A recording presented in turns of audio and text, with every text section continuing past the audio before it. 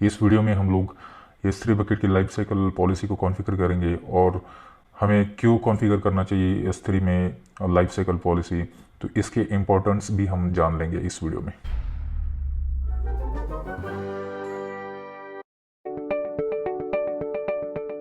दोस्तों, आप अपने AWS अकाउंट पे लॉगिन कर लीजिए और उसके बाद आपको S3 में जाना है। S3 के अंदर मैंने ऑलरेडी एक बकेट क्रिएट करके रखा है। तो लाइफ साइकिल पॉलिसी बकेट के ऊपर हम क्रिएट करते हैं, तो उसके लिए आपको बकेट के अंदर जाना पड़ेगा। आपको बकेट के ऊपर क्लिक करना है यहाँ से, और यहाँ पे आपको ऊपर मैनेजमेंट नाम का एक टैब दिखाई देगा, आपको उसके अंदर जाना है।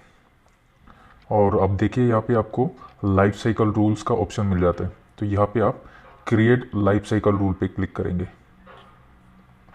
यहाँ पे आप रूल को कुछ भी नाम दे सकते हैं।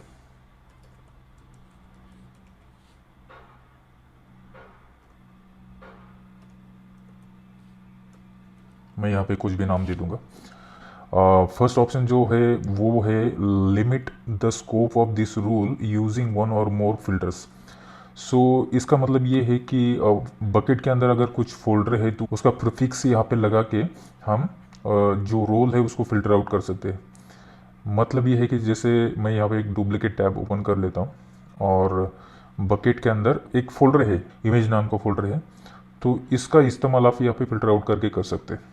जैसे कि ये फोल्डर है मेरा इमेज का, तो मैं इसको यहाँ पे प्रीफिक्स में इस तरह से यूज़ कर सकता हूँ। तो इसका ये मतलब हुआ कि जो भी मेरा ये रूल होगा, लाइफ साइकिल रूल, ये सिर्फ इस फोल्डर के लिए ही अप्लीकेबल होगा। सो इस तरह से इसको फिल्टर आउट कर सकते हैं। दूसरा ऑप्शन जो है कि apply to all objects in the bucket. So अगर इसको मैं सिलेक्ट करता हूँ तो ये जो लाइफ साइकिल रूल है मेरा, वो सारे ऑब्जेक्ट्स के लिए अप्लाई हो जाएगा बकेट के अंदर। तो इसको अभी हम apply to all object select कर लेते हैं। यहाँ पे आपको एक्नॉलेज पे क्लिक करना है और देन दोस्तों नेक्स्ट हमें लाइफ साइकिल रूल एक्शंस ये ऑप्शन मिल जाता है, जिसमें हम अलग अलग तरीके से ऑप्शन सिलेक्ट करके अपने यूज़ केस के हिसाब से यहाँ पे लाइफ साइकिल रूल्स के एक्शन को हम यहाँ पे अप्लाई कर सकते हैं। दोस्तों, अगर आपको S3 क्लासेस के बारे में बताना है तो आने वाले वीडियो में हम लोग इसके बारे में देखेंगे। लेकिन फिलहाल यहाँ पे मैं थोड़ा एक्सप्लेन कर देता हूँ। S3 के अंदर बहुत सारे क्लासेस होते हैं, जैसे कि S3 standards, then S3 intelligent tiering एक क्लास होता है। उसके बाद S3 स्टैंडर्ड इनफ्रीक्वेंट एक्सेस ये एक क्लास होता है, जिसके अंदर हम लोग आने वाले वीडियो में डिटेल में देखेंगे। S3 वन जोन ये भी एक क्लास होता है। S3 ग्लेशियर भी होता है, S3 ग्लेशियर डीप आर्काइव, और ये बहुत सारे क्लासेस होते हैं S3 के अंदर। सबसे इम्पोर्टेंट जो रीज़न होता है S3 life cycle rule create करने के लिए, वो होता है कॉस्ट ऑप्टिमाइजेशन। अगर हम कोई S3 बकेट यूज़ करते हैं स्टैंडर्ड क्लास के अंदर, तो उसको स्टैंडर्ड क्लास का कॉस्ट लगता है, राइट। और अगर हम S3 स्टैंडर्ड में ही हमारा डेटा रखते हैं और उसको लाइफ साइकिल रूल क्रिएट नहीं करते हैं, ओवर द ईयर उसको S3 स्टैंडर्ड की कॉस्ट का जो भी चार्जेस है वो लगता है, राइट। लेकिन अगर हमारा S3 स्टैंडर्ड के अंदर जो डेटा है वो अगर हम इनफ्रीक्वेंटली एक्सेस करते हैं, तो AWS ने उस हिसाब से S3 की लाइफ साइकिल को डिफाइन किया है, उसको डिज़ाइन किया है, राइट। तो अगर S3 स्टैंडर्ड में मेरा डेटा 30 दिन के बाद भी एक्सेस नहीं हो रहा है और मेरा डेटा S3 स्टैंडर्ड क्लास में ही पड़ा हुआ है, आप अगर लाइफ साइकिल रूल क्रिएट करोगे तो S3 स्टैंडर्ड से आपका जो डेटा है वो ऑटोमेटिकली वो डेटा उसमें ट्रांसफ़र हो जाता है, उसका क्लास चेंज हो जाता है।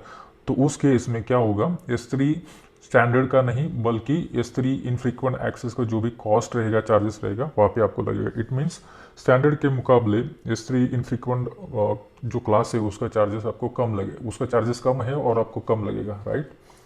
तो फिलहाल यही मेन रीज़न है लाइफ साइकिल रूल क्रिएट करने की। कॉस्ट ऑप्टिमाइजेशन आप कर सकते हैं, कंप्लायंस एंड डेटा गवर्नेंस कर सकते हैं, स्टोरेज ऑप्टिमाइजेशन कर सकते हैं, आप सिंप्लीफाइड डेटा मैनेजमेंट के लिए भी लाइफ साइकिल रूल कॉन्फ़िगर कर सकते हैं, स्पेस मैनेजमेंट के लिए आप लाइफ साइकिल रूल कॉन्फ़िगर कर सकते हैं, परफॉर्मेंस एंड इन्हांसमेंट के लिए भी लाइफ साइकिल रूल क्रिएट करना ज़रूरी होता है, राइट। तो फिलहाल हम अभी क्या करते हैं, लाइफ साइकिल रूल क्रिएट करते हैं। यहाँ पे हम कुछ भी एक ऑप्शन सिलेक्ट करते हैं, यहाँ पे देखिए आपके यूज़ केस के हिसाब से या फिर कंपनी के यूज़ केस के हिसाब से यहाँ पे लाइफ साइकिल रूल कॉन्फ़िगर या क्रिएट करती है, राइट। वर्जनिंग के अंदर आपने देखा है, और जब भी वर्जनिंग इनेबल होता है तो बहुत सारे उसके वर्जन बनते जाते हैं, राइट। तो active version, non non current version ये होता है, ये आपने देखा है लास्ट वीडियो में, राइट। तो नॉन करंट वर्जन जो भी आप इसको सिलेक्ट करोगे यहाँ से, तो क्या होगा, यहाँ से मूव हो जाएगा, move current version of the between storage classes. तो ये सारे ऑप्शंस आप यहाँ से चेकआउट कर सकते हो। आपको सिर्फ आपके यूज़ केस के हिसाब से यहाँ पे एक्शन को सिलेक्ट कर सकते हैं।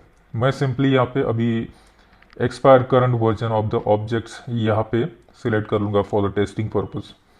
और उसके बाद next expire current version of the objects, तो यहाँ पे आप डेज आफ्टर ऑब्जेक्ट क्रिएशन, तो यहाँ पे आप डेज दे सकते हो कि कितने दिन के अंदर मेरा ये एक्सपायर होना चाहिए। करंट वर्जन यहाँ पे जो मैंने सिलेक्ट किया है वो मुझे कितने दिन के अंदर, तो सिंपली हम यहाँ पे 30 डेज दे सकते हैं, मिनिमम 30 डेज। नेक्स्ट करते हैं और देखिए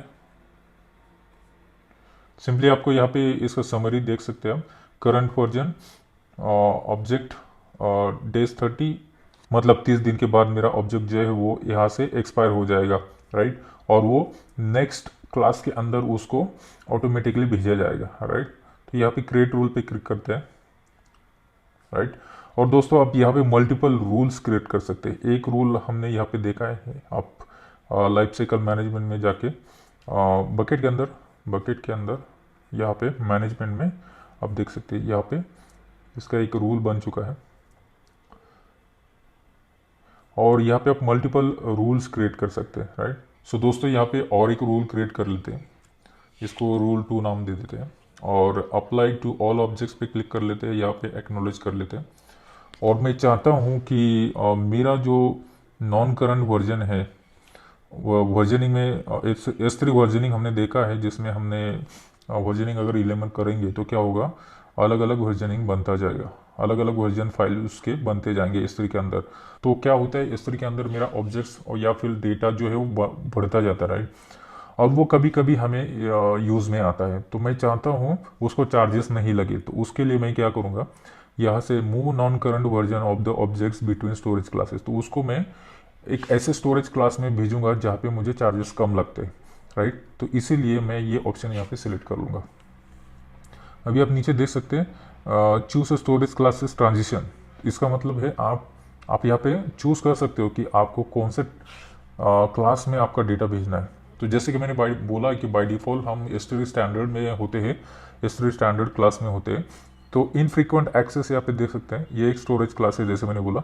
इंटेलिजेंट टियरिंग ये भी एक ऑप्शन है। ग्लेशियर, डीप आर्काइव, ये भी बहुत सारे ऑप्शंस होते हैं, राइट। तो इसका एक्सेस करने का या फिर ये डेटा हम कब कौन से क्लास में हमें रखना चाहिए, उसका भी एक बेसिक सा रूल है। स्टैंडर्ड इनफ्रीक्वेंट हमें 30 डेज, अगर हमारा डेटा 30 डेज के अंदर हम एक्सेस नहीं करते हैं तो वो बेसिकली स्टैंडर्ड इनफ्रीक्वेंट आई में हमें उसको रखना चाहिए, राइट। तो यहाँ पे आप पढ़ सकते हैं, जब भी आप इसको गो थ्रू करोगे तो आपको यहाँ पे डिटेल समझ में आ जाएगा कि कौन सा स्टैंडर्ड कितने दिन के बाद हमें हमारा डेटा कितने दिन के बाद उस स्टैंडर्ड में या फिर उस S3 क्लास में भेजना चाहिए, राइट। वन जोन आइए आप यहाँ पे देख सकते हैं, 30 डेज मिनिमम स्टोरेज ड्यूरेशन। तो ग्लेशियर इंस्टेंस रिट्राइवल 90 दिन अगर आप डेटा एक्सेस नहीं करते हो तो आपको ग्लेशियर इंस्टेंट यूज़ करना चाहिए, या फिर लाइफ साइकिल रूल क्रिएट करके आपको उसमें भेजना चाहिए आपका डेटा। उसके बाद ग्लेशियर फ्लेक्सिबल 90 डेज के बाद आप अपना डेटा वहाँ पे भेज सकते हो। Glacier deep archive last option या फिर लास्ट स्टोरेज क्लास कह सकते हैं आप। यहाँ पे आप अगर आपका डेटा ऐसा है जो आप एक साल के अंदर, कभी कभी एक साल के अंदर आप उसको एक्सेस कर सकते हो, या फिर आप उसको रिट्राइव करते हैं, तो उसको आपको इस स्टोरेज क्लास में भेजना चाहिए, ग्लेशियर डीप आर्काइव, राइट। तो आप यहाँ पे ऐसे मल्टीपल रूल्स बना सकते हो, राइट। तो फिलहाल हम ज़्यादा डीप में नहीं चलते, आपको कंसेप्ट समझ में आ गया होगा लाइफ साइकिल रूल का। और स्टैंडर्ड आर्काइव, और यहाँ पे देखिए day after object become non occurrent, so मतलब कितने दिन के बाद मेरा जो ऑब्जेक्ट है वो नॉन अकरेंट हो जाए, 30 डेज। और number of newer versions to be retained, इसका मतलब ये है कितने आप वर्जन वहाँ पे आप रिटेन करना चाहते हो, right. Number of newer version, मतलब आपके वर्जन अगर बनते जाएंगे तो न्यू वर्जन आपके कितने वहाँ पे रिटेन होने चाहिए, मैं बोलूँगा यहाँ पे लास्ट 3। तो यहाँ पे मैं देखिए मल्टीपल रूल्स यहाँ पे ऐड कर सकता हूँ। यहाँ पे आप देखिए ऐड ट्रांजिशंस, सो एक क्लास से दूसरे क्लास में आपको आपका जो डेटा है उसको ट्रांजिट करने के लिए आप यहाँ पे मल्टीपल ट्रांजिशन रूल यहाँ पे ऐड कर सकते हैं। यानी कि स्टैंडर्ड क्लास से डेटा आपको स्टैंडर्ड एआई क्लास में भेजने के लिए हमने ये यहाँ पे रूल ऐड किया है, राइट। अभी मेरा डेटा मान लीजिए स्टैंडर्ड एआई में है, तो मैं उसको अभी किस में भेजना चाहता हूँ, मैं उसको भेजना चाहता हूँ इंटेलिजेंट टियरिंग के अंदर भेजना चाहता हूँ, राइट। तो यहाँ पे मैं दे दूंगा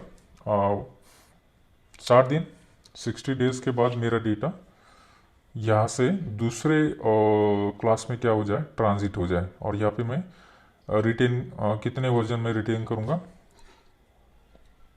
3, राइट, एज पर स्टैंडर्ड। और यहाँ पे आप चाहिए तो एक वर्जन रिटेन कर सकते हैं या फिर जो भी आपका रिक्वायरमेंट है, राइट। तो फिलहाल यहाँ पे 3 कर लेते हैं।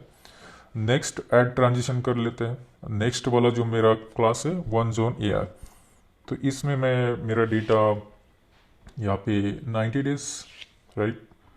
मैं ये टेस्टिंग के लिए आपको दिखा रहा हूँ, राइट। आप यहाँ पे एक्चुअल रिक्वायरमेंट के हिसाब से कंपनीज में डेटा या फिर लाइफ साइकिल ट्रांजिशन का रूल वहाँ पे अप्लाई करते हैं, राइट। ऐड ट्रांजिशन पे करते हैं और यहाँ पे देखिए रिट्राइव, यहाँ पे फ्लेक्सिबल रिट्राइव, ओके। तो यहाँ पे क्लिक करते हैं और यहाँ पे 120 डेज, नंबर ऑफ रिटेन 3 और देन डीप आर्काइव। सो सबसे लास्ट में मेरा जो डेटा है वो कहाँ पे जाएगा, ग्लेशियर में। सो ग्लेशियर डीप आर्काइव ये क्लास है इस तरीका, इसमें मेरा डेटा जाएगा 366, राइट। तो मैं चाहता हूँ 1 साल के बाद अगर मेरा डेटा क्या हो जाए, ग्लेशियर में मूव हो जाए ऑटोमेटिकली, और मैं नंबर ऑफ रीजन मेरा जो है वो वर्जनिंग का वो 3 जो है वो क्या हो, रिटेन हो वहाँ पे। यहाँ पे एक्नॉलेज करता हूँ और देखिए यहाँ पे आपको रिव्यू मिल रहा है जो भी आपने लाइफ साइकिल ट्रांजिशन का जो रूल आपने कॉन्फ़िगर किया। तो आप यहाँ पे देख सकते हैं डे 0, डे 30, डे 60 में आपका डेटा कैसे ट्रांजिट होता जाता है। तो डे 0 से डे 30 में आपका डेटा यहाँ पे रहेगा स्टैंडर्ड क्लास में। उसके बाद 3 न्यूएस्ट नॉन अकरेंट वर्जन आपका जो है वो क्या हो जाएगा, रिटेन हो जाएगा। और बाकी जो है वो क्या होंगे, स्टैंडर्ड इनफ्रीक्वेंट एक्सेस में वो क्या हो जाएंगे, मूव हो जाएंगे। आफ्टर 60 डेज आप यहाँ पे देख सकते हैं 3 वर्जन जो है आपके रिटेन हो जाएंगे लेटेस्ट, एंड देन बाकी का जो है वो आपका इंटेलिजेंस टियरिंग के अंदर आपका जो मूव हो जाएगा डेटा। आफ्टर 90 डेज आप देख सकते हैं 3 रिटेन हो जाएंगे और बाकी क्या हो जाएगा, वन जोन एआई में आपका मूव हो जाएगा। आफ्टर 120 डेज आपका डेटा क्या होगा, ग्लेशियर फ्लेक्सिबल रिट्राइव क्लास में मूव हो जाएगा।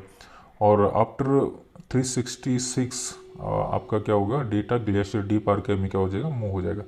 यहाँ पे आप क्रिएट रूल पे क्लिक करेंगे और देखिए आपका रूल यहाँ पे बन गया, राइट।